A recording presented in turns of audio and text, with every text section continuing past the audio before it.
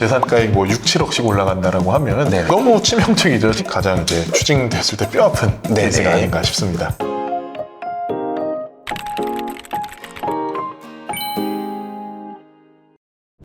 네, 상속이 모든 것 김영석 세무사입니다.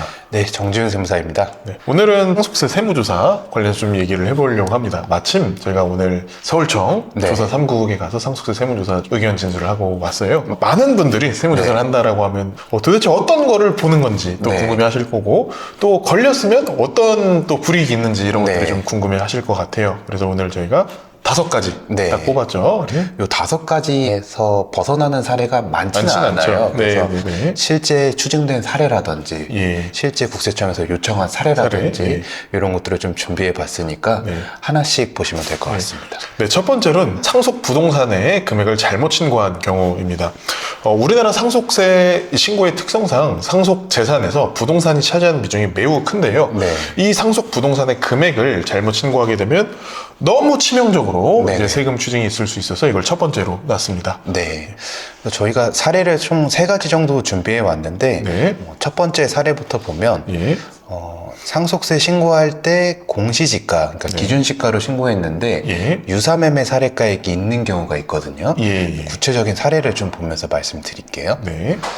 우선은 상속 부동산 같은 경우는 신고해야 되는 순서가 딱 정해져 있잖아요. 예, 예. 우선 첫 번째는 상속받은 부동산이 뭐 네. 매매되거나 감정되거나 수용됐으면 네. 그 가격으로 신고를 해야 되고, 예. 만약에 이 1순위가 없으면 상속받은 부동산이랑 유서한 부동산이 실거래되면 네. 이 유사매매 사례가액으로 신고를 해야 되고, 흔히 말하는 같은 단지 내의 아파트가 팔리는 거를 의미하죠. 뭐 시세 정도 생각하시면 될 것 같아요. 네. 1순위도 없고 2순위도 없으면 그때서야 이제 기준시가로 신고가 가능하거든요. 예, 마지막 순위로. 예. 네. 근데 보통은 기준시가가 이 1순위, 2순위에 비해서 한참 낮은 경우가 대부분이에요. 네. 그래서 네. 기준시가로 신고하면 상속세가 싸니까 예, 예. 이걸로 좀 신고를 하고 싶어 하는 경향이 있는데, 예. 이걸로 신고를 했는데 이 유사매매 사례가액이 나오는 경우가 종종 있습니다. 예. 그래서 여기도 사례를 보시면 네.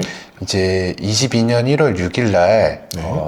보충적 평가 기준시가로 되어 있는데, 이게 이제 공시가라는 의미죠. 사실상. 네네, 3순위인 6억 9천에 신고를 하신 거죠. 네. 근데 봤더니 국세청에서 봤더니 네. 이 7월 21일에 유사재산 매매가액이 있다. 예. 12억 1천만 1천만 원에 원이. 거래된 내역이 있다. 네. 그러니까 6억 9천에 신고를 할 수 없고 12억 1천에 신고를 해야 된다. 네. 이렇게 다시 심의를 요청을 한 거거든요. 예. 그래서 이런 케이스가 제일 많은데, 사실 네. 기준시가나 공시지가로 신고했는데 네. 유사매매 사례가액이 나오는 경우가 있다. 예. 이렇게 생각을 해주시면 될 것 같아요. 그래서 이 경우만 봐도 네. 공시가가 실제 시세의 거의 절반 수준이잖아요. 네네네. 너무 치명적이죠. 재산가액 뭐 6, 7억씩 올라간다라고 하면 네네. 뭐 상속세 생각해보면 거의 2, 3억 이상 증가할 네네. 수 있으니까요.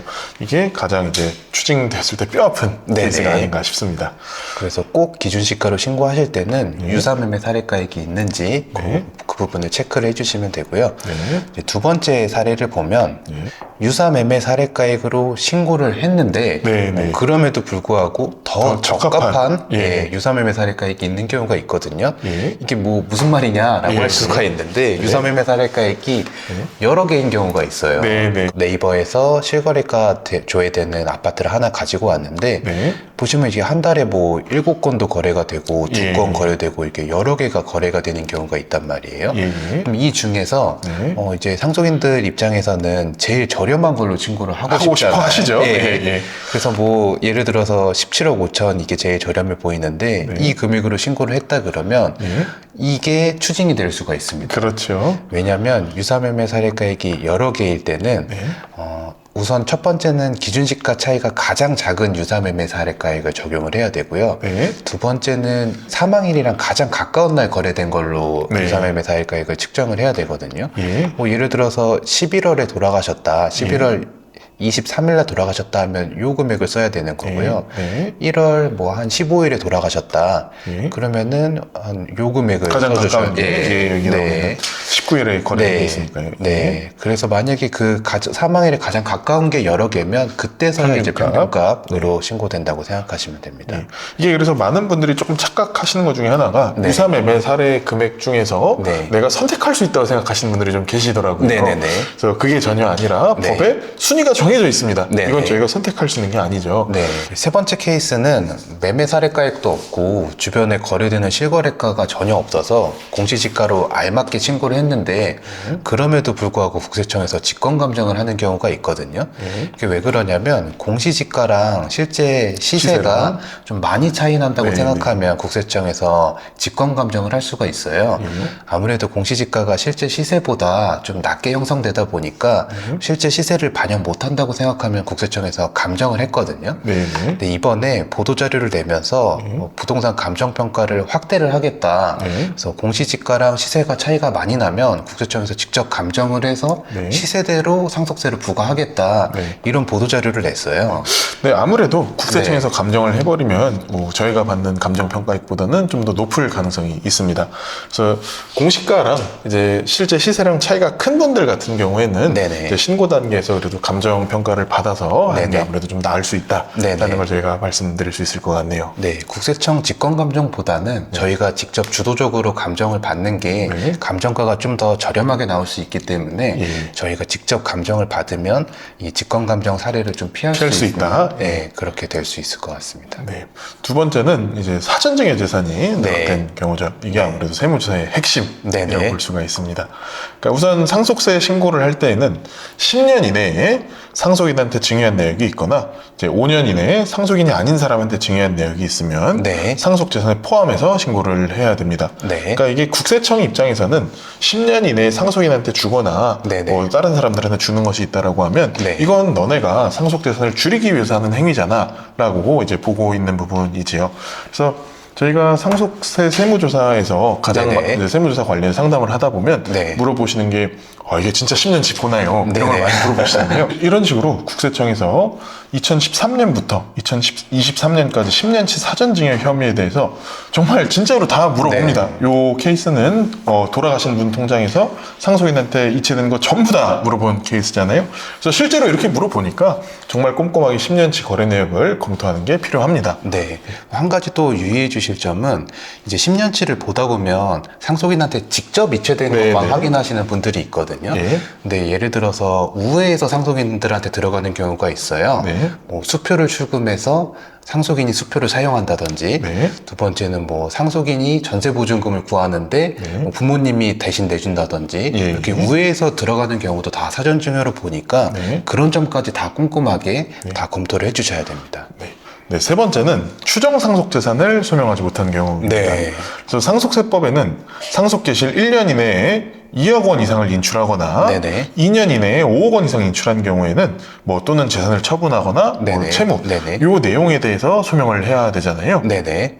이 인출한 내역을 80% 이상 소명하지 못하면 추정 상속 재산으로 과세되기 때문에 네. 만약에 고인 계좌를 봤을 때 1년 이내에 2억 이상 인출한 내역이 있거나 네. 5억 이상 인출한 내역이 있으면 이 추정 상속 재산을 꼭 검토를 해주셔야 됩니다. 네.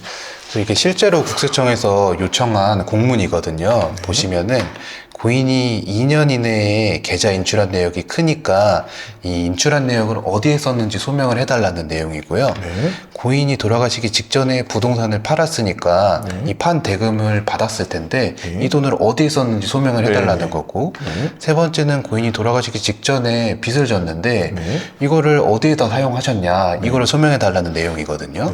네, 이런 추정 상속 재산에서의 핵심은 그 상속인이 받지 않았다. 내가 안 받았다가 아니라 이제 고인께서 어디에 썼는지를 실제로 입증을 해줘야 된다라는 네네. 거죠. 사실 모든 것을 다 입증할 수는 없습니다. 네. 그래서 법에도 요 인출, 처분, 채무 금액의 80%를 네네. 입증하면은 넘어가 준다라고 되어 있습니다.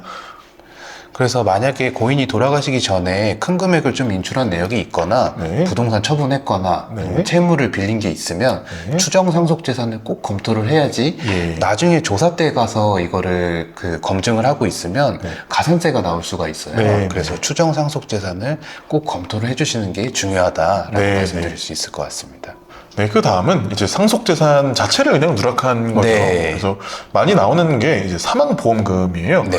많은 분들이 이제 보험금은 상속재산이 아니다라고 생각하시는 경우가 있더라고요. 아닙니다. 보험금도 간주상속재산이라고 해서 네네. 포함해야 되죠. 그리고 가상화폐, 금, 달러, 투자자산 이런 거 누락하는 경우가 네. 있습니다. 뭐 이런 건 이제 걸리지 않는다라고 네네. 생각하셨던 것 같은데 결국 다 양성화해서 우리가 쓸 때, 상속인분들이 사용하실 때 결국은 걸리게 되어 있습니다. 그리고 골프 회원권, 콘도 회원권 이것도 이제 누락하시는 경우가 되게 네네. 많아요. 그리고 자동차도 상속재산입니다. 분명한 네네. 상속재산이라서 이런 것들 누락하지 않는 게 중요하겠죠. 그래서 국세청에서 온 실제 사례를 보시면 이렇게 보험금 같은 게 누락이 되면 요 보험금 관련해서 상속재산을 잘 신고했는지 소명을 요청하는 경우가 있고요. 예. 보시면은 금이랑 이제 달러 같은 것들도 예. 상속재산 누락 혐의가 있으니까 검토를 해달라라고 네네. 요청이 오는 경우가 있어요. 예. 그래서 내용을 보면 핵심이 상속세를 신고할 때는 네. 경제적 가치가 있는 상속재산은 모두 다 신고를 해야 되거든요. 네. 왜냐하면 법에 이렇게 되어 있습니다. 상속재산이란 네. 금전으로 환산할 수 있는 경제적 가치가 있는 모든 물건이나 물건, 네. 재산적 가치가 있는 법률상 또는 사실상 모든 권리거든요. 네. 그러니까 뭐 가치가 1원이라도 있으면 다 신고를 하라는 거예요. 네. 그래서 뭐 자동차가 됐든 비트코인이 됐든 네. 골프 회원권이 됐든 다 재산 가치가 있으니까 이런 것들 다 누락하지 말고 상속세에 다 포함해서 신고를 해주셔야 됩니다. 네. 그러니까 팔아서 돈 받을 수 있을 것 같다. 네네. 라고 하면 다 신고를 해야 된다는 거죠? 네, 맞습니다. 이제 마지막 케이스는 상속 공제를 잘못 적용한 경우예요. 상속세에는 여러 가지 공제가 있거든요. 네. 배우자 공제도 있고 금융재산 상속 공제도 있고 동거주택 뭐 여러 가지 공제들이 있는데 네. 이 공제들을 받으려면 법에서 정한 요건을 갖춰야 되는데 네. 이 요건을 갖추지 못했음에도 공제를 신청하시는 분들이 있어요. 네. 그러면 이런 것들은 당연히 추징이 될 수가 있거든요. 네. 그래서 이런 공제를 적용할 때는 무엇보다 요건을 꼼꼼하게 검토를 해가지고 신청을 하시는 게 중요합니다. 네, 그래서 오늘 이제 상속세 세무조사에서 가장 많이 추징당하는 5가지 사례에 대해서 좀 알아봤는데요. 저희 구독자분들은 오늘 영상 좀 꼼꼼히 살펴보셔서 가산세 없는 상속세 신고 진행하셨으면 좋겠습니다. 감사합니다.